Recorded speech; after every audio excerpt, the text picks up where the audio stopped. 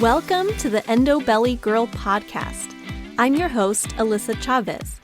I'm a nutritional therapy practitioner and restorative wellness practitioner on a mission to change the way that we support women with endometriosis.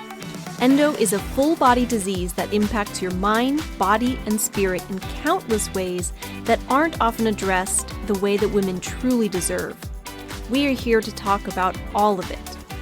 Please keep in mind that the content of this show has been created for educational purposes only and should never be used as a replacement for medical diagnosis or treatment. All right, welcome back.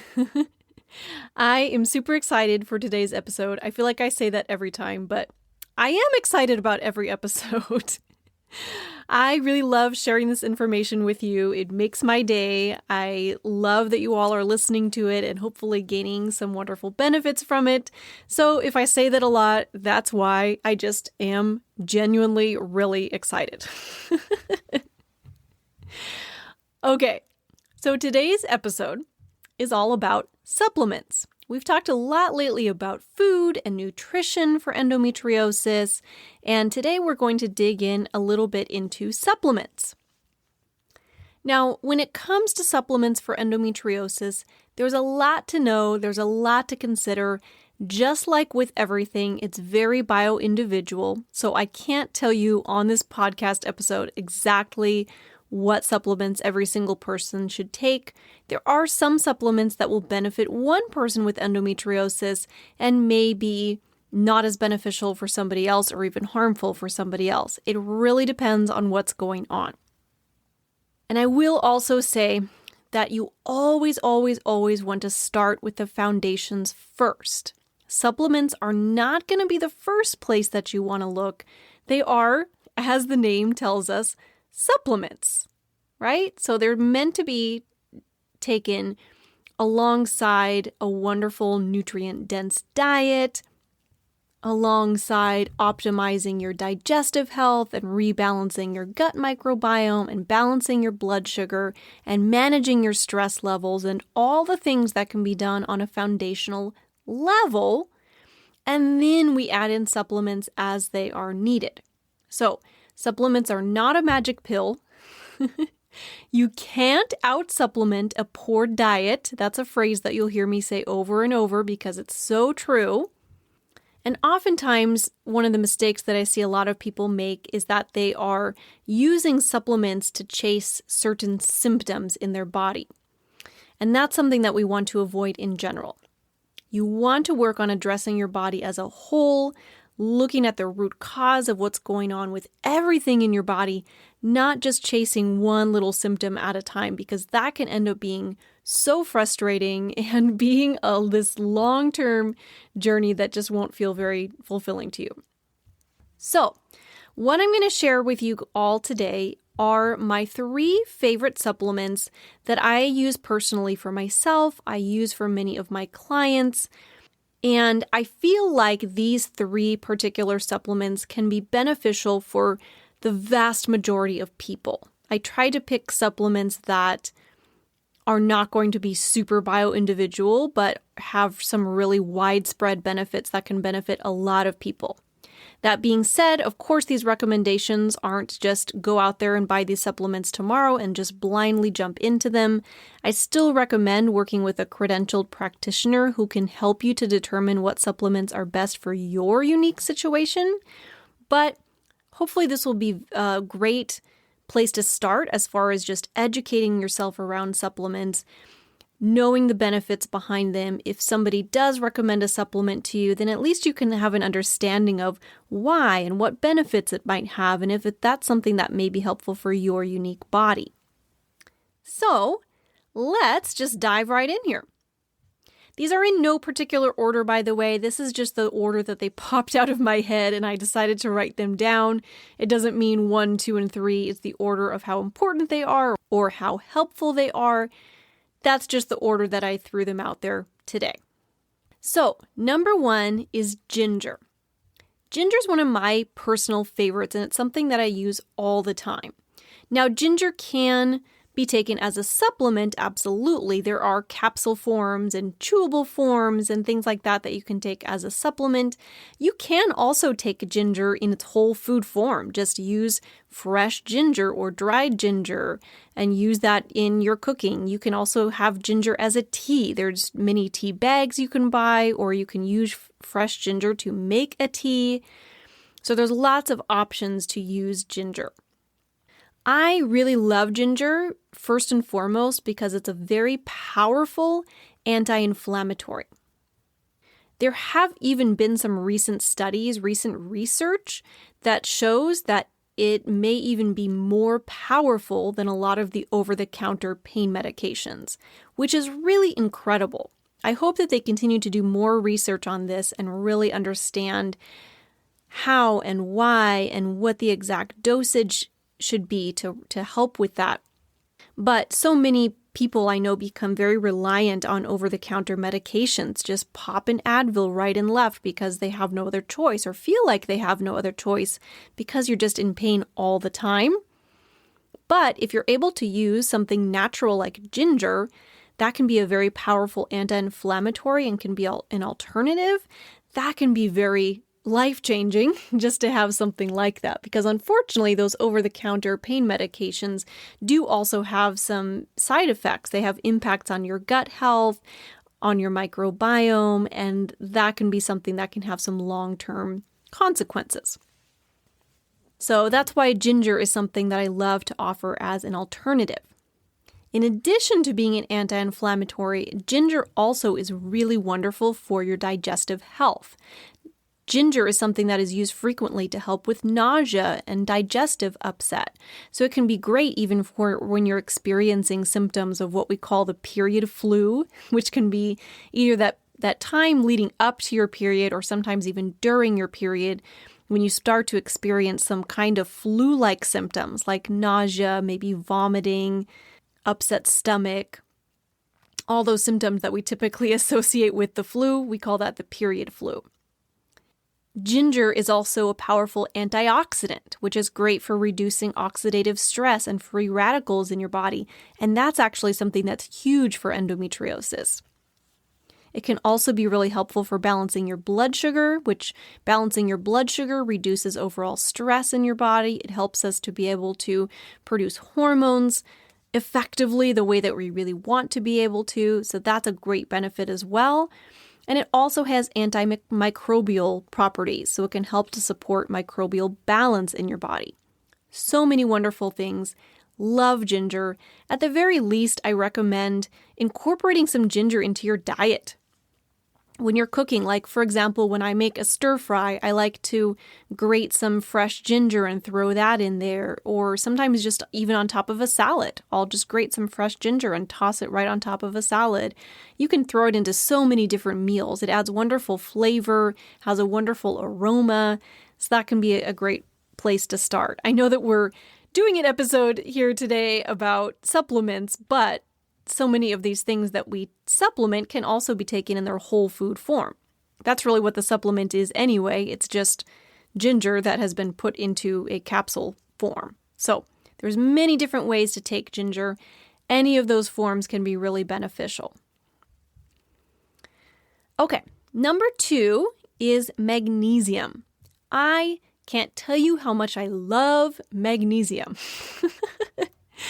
Really, truly, it's my favorite mineral. I feel like I could talk about it all day long, but I'll keep this relatively succinct today so you can understand the benefits of magnesium and why that may be something that you want to consider supplementing with yourself. Now, magnesium comes in many different forms. If you go to the health food store or you're looking online trying to find a magnesium supplement, just know that there are many different forms of magnesium. Some supplements will come with a little bit of a variety of types of magnesium. It might have a blend. Some of them are single forms of magnesium.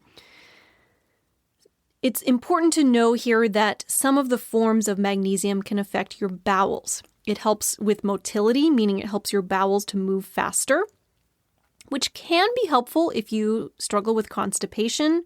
But if you already struggle with diarrhea or loose stools, then taking a supplement that helps with motility will actually be to your detriment. So definitely something to consider. The form of magnesium that we're really talking about today, as I'm talking about these benefits, is magnesium glycinate. Now, magnesium glycinate is magnesium combined with glycinate, which is an amino acid. And it has certain benefits that are maybe different than other forms of magnesium. Now, it's important to know that most people are deficient in magnesium. And there's a lot of reasons for that. Of course, most people don't get enough vegetables in their body in the first place. That's definitely a huge problem in this day and age. But even some of the people who are really vegetable crazy and eat all kinds of vegetables all day long still might be a little bit deficient in magnesium because our soil these days is so depleted from minerals. There's been studies out there comparing the food from, say, the 1950s compared to the food of today and just the nutrient status of certain vegetables and things like that. And what it shows is that the food today is significantly lower in nutrients and particularly minerals than the food used to be. And that's really because the soil that the food is grown in is heavily depleted now. So even if you eat really, really well, you may still need some supplemental magnesium to really bring yourself up to the full benefits of magnesium that you need. When you're looking at food sources of magnesium, there are quite a few foods that you can focus on and incorporate into your diet, which includes things like dark leafy greens, pumpkin seeds, chia seeds, sesame seeds, seaweed, beans and lentils, bananas, dried figs, blackberries, and even fish like halibut. So there's a lot of foods that you can work on incorporating into your diet to help you get more magnesium on a day-to-day basis. I will say that when you're consuming produce, and especially when you're working on eating produce in order to up your nutrient status, focusing on foods that are grown organically is always going to be your best bet. Organic foods are going to have more nutrients. They're going to be grown in soils that are less depleted, especially if it's regeneratively grown agriculture, even better. I even recommend trying to find small local farms. Like I love going to my weekly farmers market. You can find me there pretty much every Saturday morning. I love going and getting my vegetables from local farmers. I even have gotten to know some of the farmers, built a relationship with them. I know that this stuff is grown locally, which is so much more sustainable. And many communities have similar either farmers markets or maybe even a CSA, which is community supported agriculture, where you can get a box of produce from a local farm each week, or sometimes every other week, depending on how they have it set up. And that can be a wonderful option as well. Now, why in the world do you want this magnesium in your body and want these magnesium-rich foods? Well, let's dive into that. First and foremost, magnesium helps to promote muscle relaxation. This, of course, can be really great for when you're experiencing any sort of cramping, like menstrual cramps. Cramping is your muscle basically engaging and not relaxing, so taking a supplement like magnesium or eating a magnesium-rich diet can help promote that muscle relaxation. It also helps to reduce pain, reduces PMS symptoms. It's wonderful also for your mental health. Magnesium is really great for helping with your body's stress response. It can have huge benefits if you struggle with anxiety. It helps to promote calm and relaxation, which we can all use some of that. It's really helpful for quality sleep. If you struggle with sleep, magnesium can be a wonderful thing to look at. And it also helps to support healthy blood sugar regulation. So many benefits of magnesium. Honestly, that's not even the full list, but I want to keep it focused on the benefits that are going to help you the most with what you may be struggling with right now. So again, I really highly recommend doing some work on getting those magnesium-rich foods in your diet. That can be of huge benefit. You can also look for a high-quality magnesium glycinate supplement. And then in addition to that, there's even topical forms of magnesium that you can use. I have a magnesium gel that I have at home. I'll even use that sometimes if I'm experiencing pain in some fashion or another and I need some relatively quick relief. I'll rub that on topically right on my skin. There's also lotions out there that have magnesium, or even take a nice hot Epsom salt bath. If you pour about a cup of Epsom salt in a nice hot bath, the Epsom salt contains high levels of magnesium that can be absorbed right through your skin. And of course, the hot water just helps with that absorption and can be very relaxing and soothing in and of itself. So again, lots of ways to get magnesium in your body, especially if you know some people just don't tolerate magnesium supplements well orally, although oftentimes that is related to the form of magnesium that you're taking.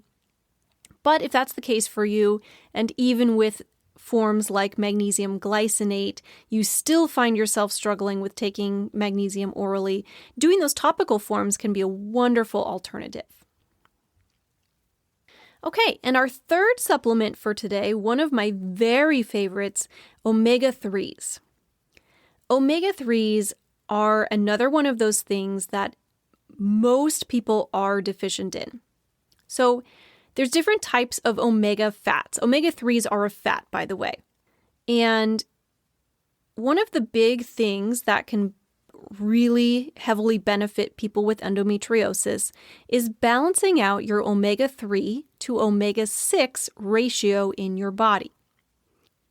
There are foods and, of course, supplements that contain omega-3 fats, and there are foods that contain omega-6 fats.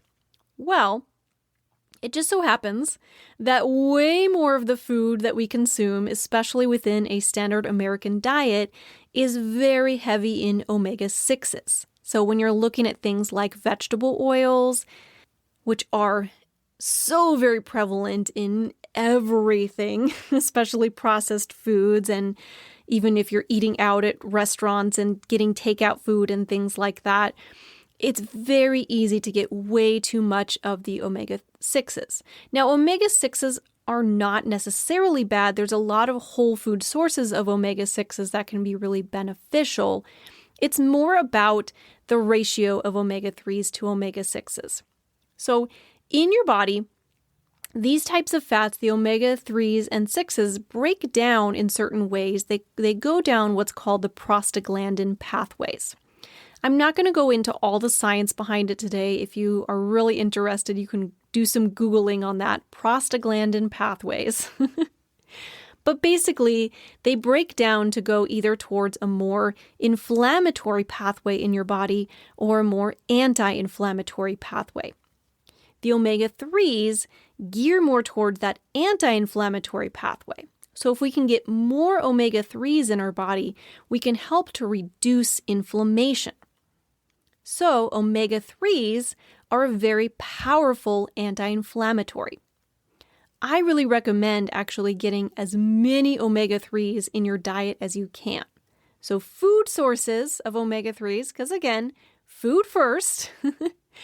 There's all kinds of fish that are very high in omega-3s. Fish and seafood is one of the best sources out there.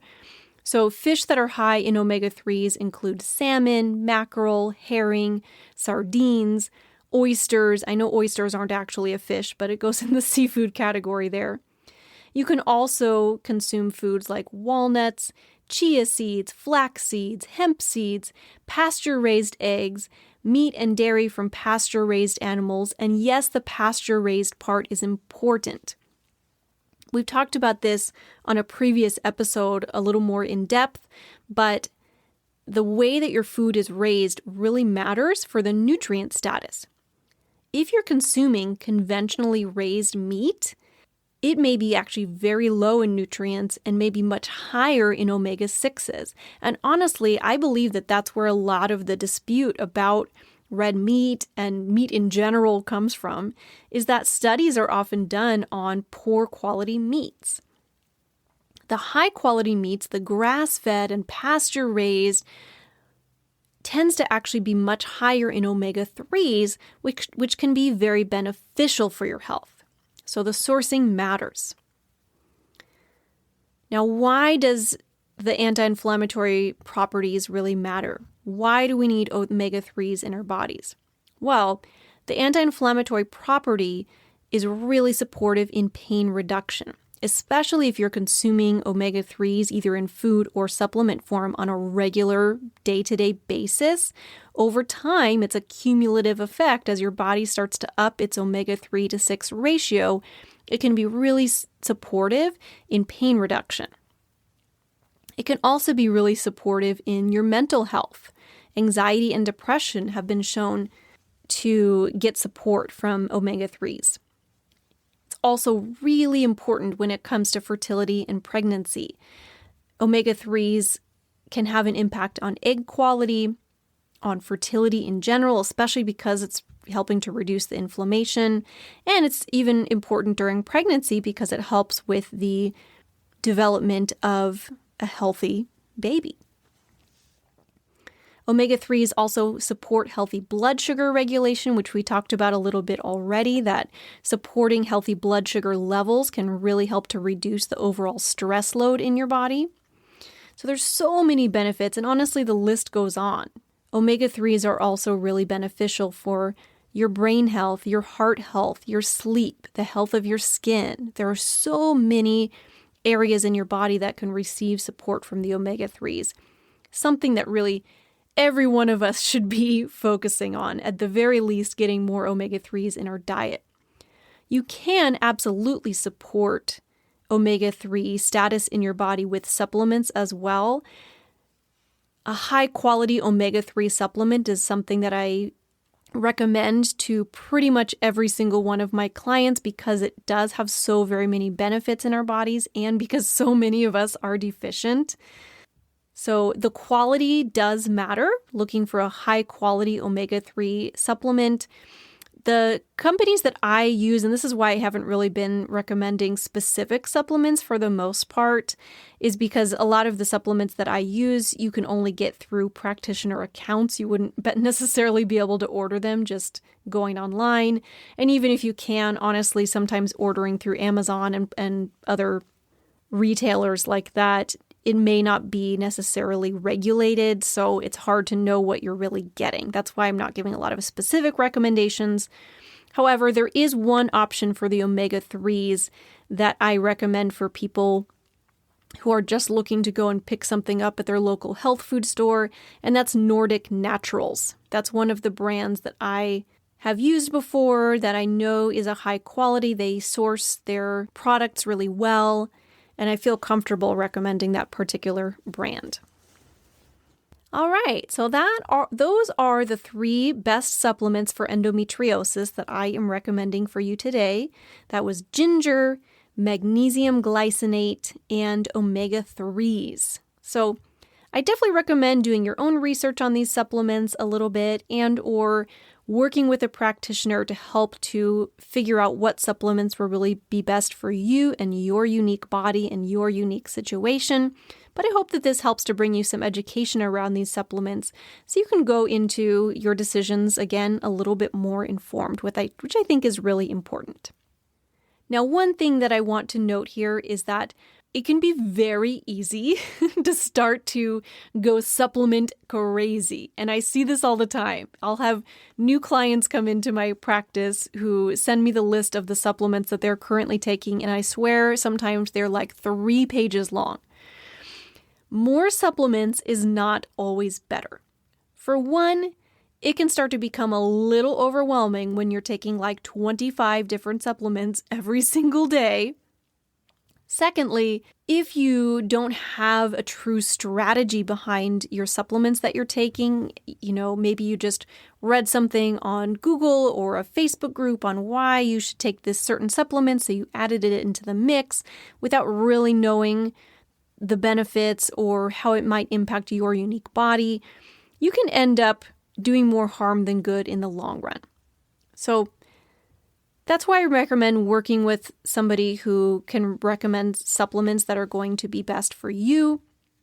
But also, keep it simple, start small, focus more on the food than anything else, and use supplements the way that they are intended, which is to be supplemental to a wonderful, nutrient-dense, whole food diet. As I will remind you again, because I love to say this, you're going to hear me say it all the time, you can't out-supplement a poor diet. Food first, always 1,000%. Okay, my friend, I hope that you learned something beneficial for you today. If you did, please hop on and leave me a quick review. I absolutely love reading the reviews. It means the world to me to hear that people are getting benefit from this podcast, and it also helps other people to find this podcast who may also need support and help along their own journeys. All right, my friend, take care, and we will talk soon. Thank you so much for joining me today. If you loved what you heard, be sure to leave a review, share with a friend, and subscribe so you can keep coming back for more.